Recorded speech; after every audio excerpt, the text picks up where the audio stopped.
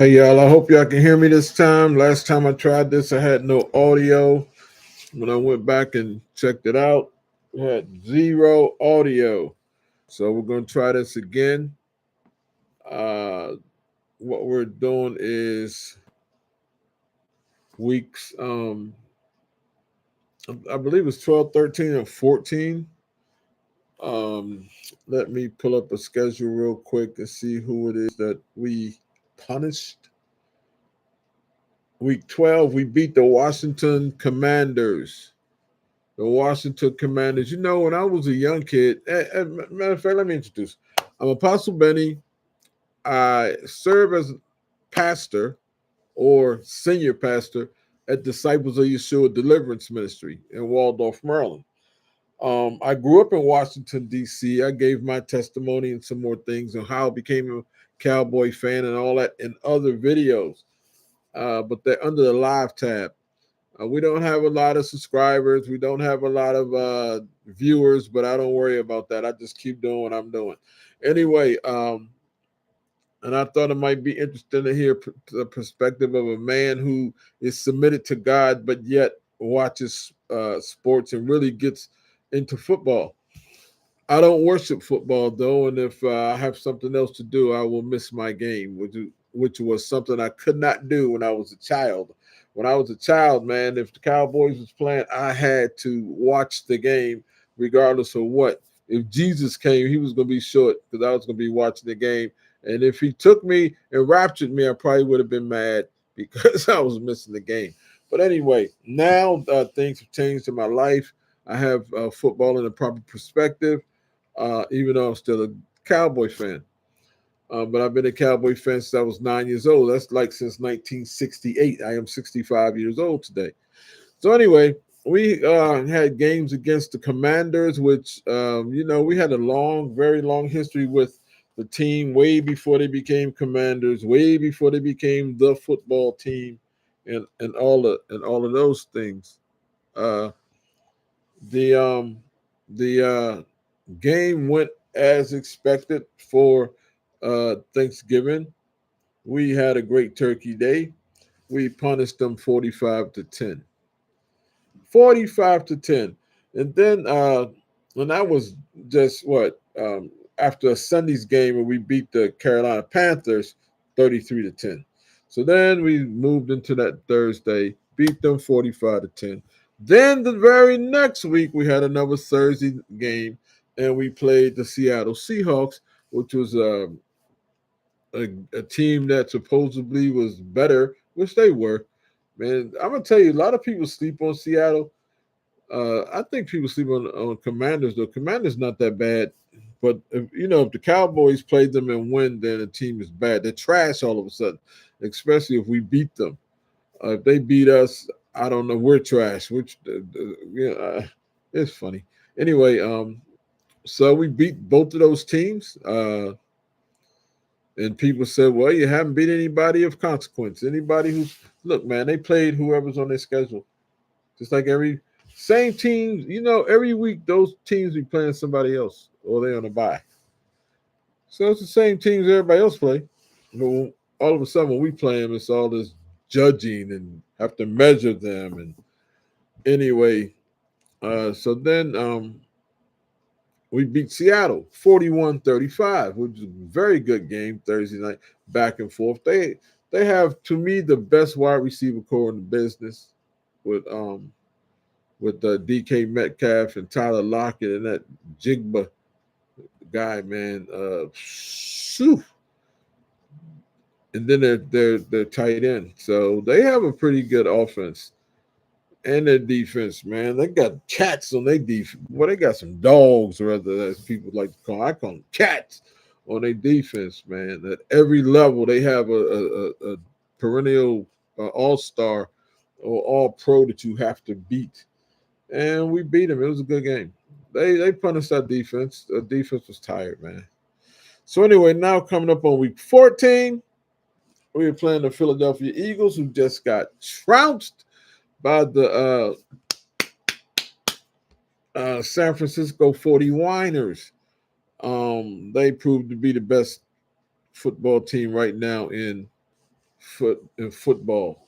Man, they have a lot of stars, a lot of stars, and then they have Mr. Irrelevant Brock Purdy as the quarterback. Purdy is not irrelevant at all. Purdy is a very good quarterback. He plays pretty good, and he knows what he's doing.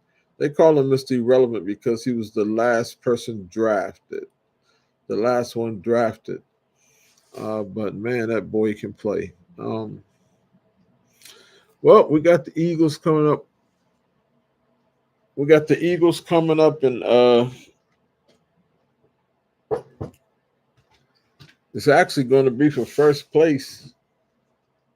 They already beat us once. We can't let them sweep us. That's what we're thinking about. Not letting them sweep us, and we're going to have to win out so that we can position ourselves for the best position, best seed possible.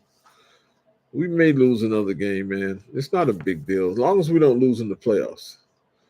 And that's what we're looking for, to make it to the tournament so we can go on and realize a dream that we haven't realized in 20 some odd years, which is close to 30 years. But I'm very impressed with Dak Prescott. He's doing pretty good. He's doing great. Rather, he's doing exactly what I thought he would be doing by now if he could get with a good coach. I didn't think that they'd ever let him get with a good coach, and that Kellen Moore would be there and always keeping him hindered. But since they kicked Kellen Moore out the door or allowed him to walk out the door, Dak has matured because he finally got with somebody who was better than him, which is Mike McCarthy at the quarterback position. He had better understanding wise. I don't think Mike McCarthy ever played quarterback, but he understands it. His quarterback coach understands it, and Kellen Moore couldn't even beat Dak Prescott out for a job when they were peers. Now, how he's going to become his coordinator and teach him something, I don't know. And I always thought that was stupid. It was like me having one of my brothers who was younger than me and couldn't play better than me all of a sudden get elevated to my teacher. The Dallas Cowboys do some of the stupidest things I've ever seen in my life. But only since Jerry Jones took over. But Jerry has one of the biggest hearts you ever want to see with a guy. Jerry is one of the best businessmen that's walking this planet right now. I'm not putting Jerry down. It's just that the Cowboys, since he's acquired them, have done some of the stupidest, made some of the dumbest moves in football. Letting go of Amari Cooper. I mean, it's just dumb stuff that don't make sense, man. Um, Hiring offensive coordinators before you hire a head coach, and then make him have to use these people that weren't even his people and try to make it work. It's just stupid.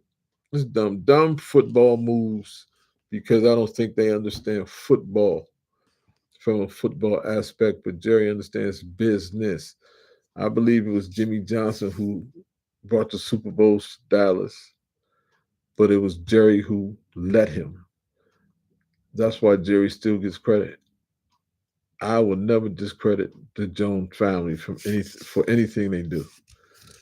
I think they're God fearing. I love to see how Jerry makes sure that his family is taken care of. He's a heck of a businessman, like I say. He is a heck of a provider and a father for the children to even want to be around him and do the family business. You have to be a certain type of guy, and I give Jerry kudos for that. I love the Dallas Cowboy organization, as messed up as they are, because this is my team, it's my boys, and I'm not going to go against them. Um, I hope they win the Super Bowl in spite of Jerry. I hope Mike McCarthy can take them on to win the Super Bowl. Hey, Big Mike, prayers up to you. You know, he had an emergency appendectomy, I believe, this morning. His appendix messed up on him. So prayers up for you, Mike. God bless you, man. We're praying for expedient healing process to take place in your life, and that you be back on that sideline come uh, Sunday night. We play these Eagles. They're the best team in our division right now. They have the best team in football, I think, still, even though they're not the best team in football. The 49ers showed them that. 49ers trounced them like they did us. They ragdolled them. They can't look. We went to the 49ers house. They punished us. They went to Philly's house and punished them. But Philly put them out the playoffs last year, and they've been waiting for this. They were waiting for it. Philly thought it was a football game. The 49ers came for war, all dressed in black. Remind me of when the Redskins came to Dallas, and they were all dressed in fatigues back when John Riggins played. It wasn't the Commanders. It wasn't the football team. It was the Redskins back then. And they came, and I used to love Cowboy Redskin games. Cowboy, the team, the football team games, not so much. Cowboys Commanders game, not so much. They had to build something. They're not the same teams, even though they say they're the same organization. They don't look the same. It's just not the same. But anyway, I'm not gonna stay here too long. I gotta get out of here, man. I got work to do. God has blessed me. God is continually to bless me. Our ministry is growing. Come on down.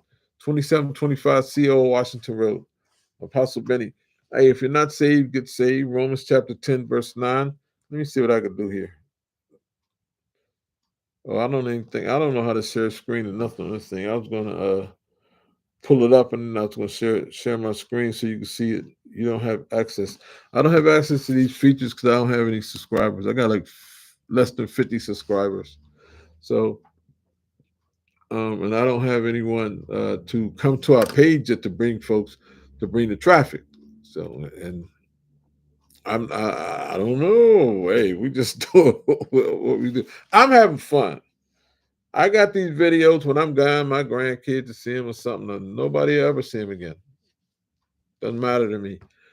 Romans chapter 10, verse 9 to 10. It says, if you confess with your mouth the Lord Jesus, and if you believe in your heart that God raised him from the dead, you shall be saved. With the heart you believe unto righteousness. This is Romans chapter 10, verse 10. With the heart you believe unto righteousness, with the mouth you confess unto salvation. So God bless you. Get saved. May God bless you. It's Apostle Benny. Enjoy the end of this calendar year, and you start a new one. Uh, they're gonna have another holiday. I don't observe it. They have another holiday called Christmas, which is I don't.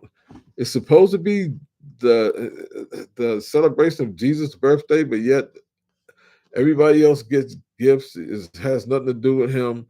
And a matter of fact, they X out the Christ part and call it Xmas, and I don't know. Anyway, it's another some man-made holiday which I don't care I don't care to celebrate. Even though my spiritual father and all of them, they do. That's on them, man. A lot of people do. It don't bother me. Go on, have yourself a ball. Just don't judge me because I won't judge you because you do.